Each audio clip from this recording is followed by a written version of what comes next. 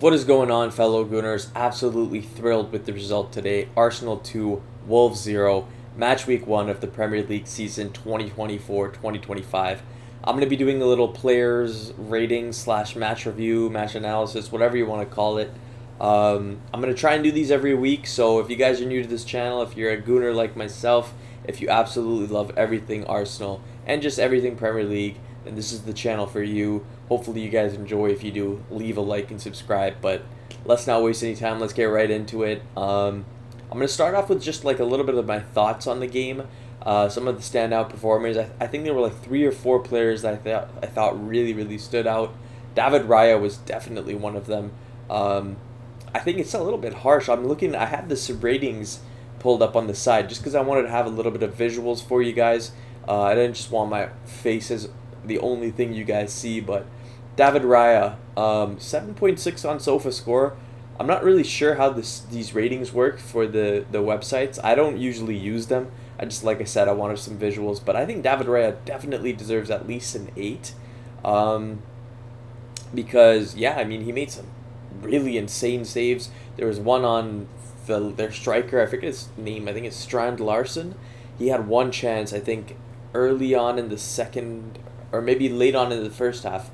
I don't remember, but it was a reflex save to the right. He got a right glove on it, and then it was just an amazing save. And that really kept us in the game. It was only 1-0 at the time, so huge save. He had a couple other pretty decent ones as well. Nothing spectacular besides that one, from what I remember, but definitely should have gotten higher than a 7.6 on this app. Another thing that I noted or I see on this SofaScore app is that Benjamin White, he had the lowest rating out of the 4 defenders, but personally for me, based on watching the game, I thought he was the best defender. I thought he was the most steady and kind of just he gave me the least worry in that defense today. Surprisingly, Saliba had some pretty shaky moments. Obviously, the one that comes to mind is when he gave it away to the right wing. Obviously, Raya put him in a bit of a tough position there, but sometimes you just got to get rid of it. And I think Saliba made a little bit of a misjudgment there and almost gave away a good chance. But I mean, he did give away a good chance. Cunha had a really good chance, but his shot was really poor. So luckily that didn't come back to haunt us. But Raya made the save on that as well. So again, Raya making some good saves, making some important moments, I guess, in the match. So yeah, but for me, like I said, Saliba had some shaky moments. Gabriel had some shaky moments. Zinchenko was honestly pretty good. I think he had a couple moments where he wanted to make the perfect play instead of the more sensible play, which is just what you're going to get with him. But overall, I thought he was really good in an attacking sense. Defensively, obviously, positioning a little bit, he lacks awareness a bit at times. At times he lacks it a lot, but I think Zinchenko adds so much to our attack that you just have to live with a little bit of defensive awareness that he lacks to compensate for that, because I love the way we build up with 3 at the back. Ben White, Saliba, and Gabriel as our 3 center backs. Zinchenko inverting, giving a lot more space for Partey and Rice to kind of make a little bit more forward runs. Odegaard, of course, giving him the space to just do his magic. And then obviously, I think Zinchenko helps Martinelli a lot, because although Martinelli didn't have the greatest game in terms of output or final product, I think he was a nuisance the entire game. He was getting forward, getting into good positions, so I liked Martinelli, honestly, but I kind of digressed from the defense. But like I said, Benjamin White definitely was my best out of the 4 in the defense. If I had to give them ratings, I think Raya I'm going to give an 8. For the defense, I'm going to give Ben White a 7. I'm going to give Ben White an 8. And I'm going to give Saliba, Gabriel, and Zinchenko all a 7, because like I said, they didn't do anything super crazy to make me scared, but definitely had some shaky moments, and I think they've all played better games, and I think Ben White was the only one that I was actually pretty satisfied with. He got forward a lot, helped in Saka and Havertz and Odegaard on that right side. And yeah, I just think he had a steady performance. But moving on to the midfield, um, before I get into the ratings, just kind of some thoughts on it. I think honestly this is such a good balanced midfield. When they really reach that like fitness and like just their top high like their best versions of themselves, I think this midfield is going to be insane. Adding Mikel Merino to that is just going to be even better. I can't wait for that, honestly. Um, Adding so much depth. We got Nwaneri, who didn't even get to make an appearance today. Vieira. Who else am I missing? Jorginho is going to give us a lot of good minutes throughout the multiple competitions we'll be into the season. Yeah, I just think this midfield trio, though, we didn't get to see enough last season. We got to see it more near the end of the season, but I'm hoping we get a good, consistent run of games with this three because it's just so good, honestly. Partey didn't have his best game either today, and even when he didn't have his best game, we just look so balanced with him in there. The way he's able to receive the ball and turn and pass between the lines. Of course, he didn't do that to his best capabilities today. He was pretty sloppy on the ball at times, but in general, I just think he adds that just beautiful ability for us to be confident on the ball and confident in our ability to play it into midfield. Because like I said, he's got that little turns and just that super cute passing ability and attacking awareness, honestly, and defensive awareness. He's just an all-round player. I think people forget how good Partey actually can be when he's at his peak. And obviously he's lost a little bit of legs, but that's why we got the depth. We're getting in Marino. Jorginho's going to be able to play. Vieira hopefully stays injury-free. Nwaneri gets some more minutes, all that kind of stuff. But yeah, like I said, though, Partey was a bit sloppy. He took a few good shots. He was in some good positioning for some good shots, but overall a little bit sloppy on the ball. Declan Rice a lot better in my opinion.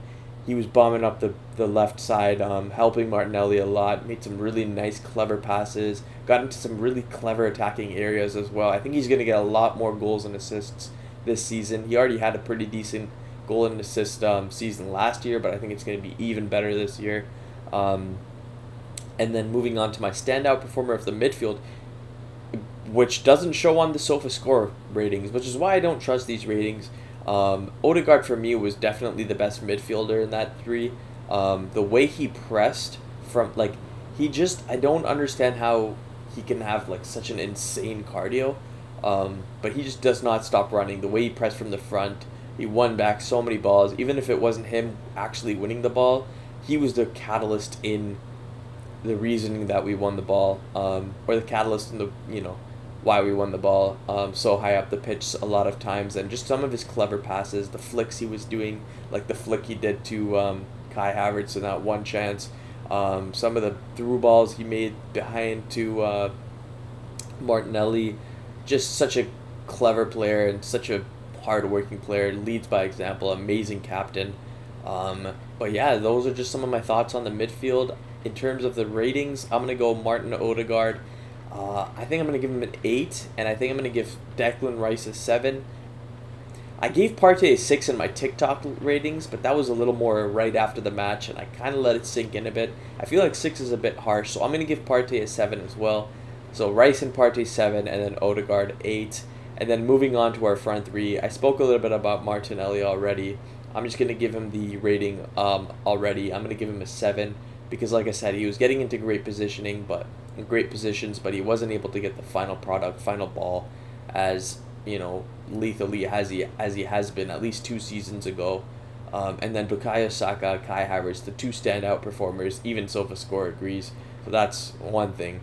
Saka 8.8, Kai Havertz 8.3. For me, they're both going to get 9s. I just think the way they both played, especially Kai, the way he pressed, people underrate his pressing ability, I think, even now. His aerial ability, obviously, people know about, but still don't give him enough credit for.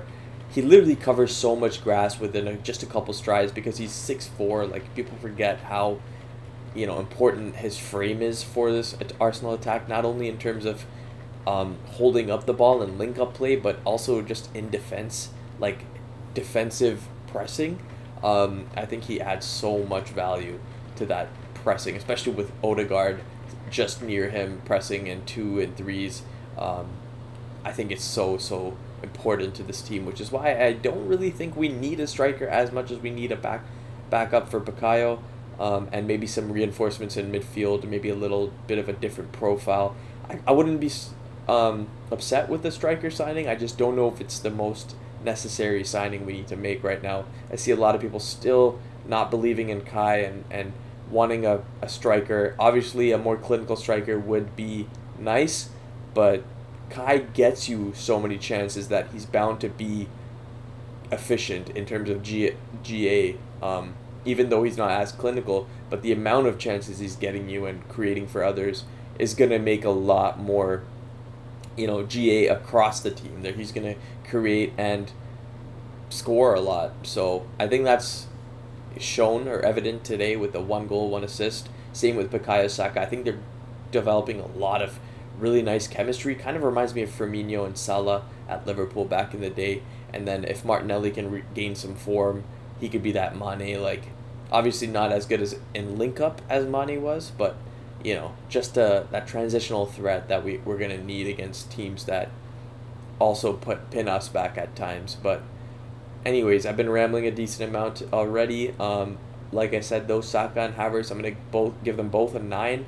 Saka has the higher rating on SofaScore, but I think Kai Havertz was a little bit better than Saka personally, just because of the pressing and the link-up play, and he was just more involved, aerial ability, all that stuff, aerial duels. I don't know what the duel stats are, but from what I was watching, it looked like Kai was on the end of a lot of duels and winning a lot of them. So yeah, that he was my man of the match. Let me know who your guys' man of the match was. Let me know what you guys' player ratings was as well.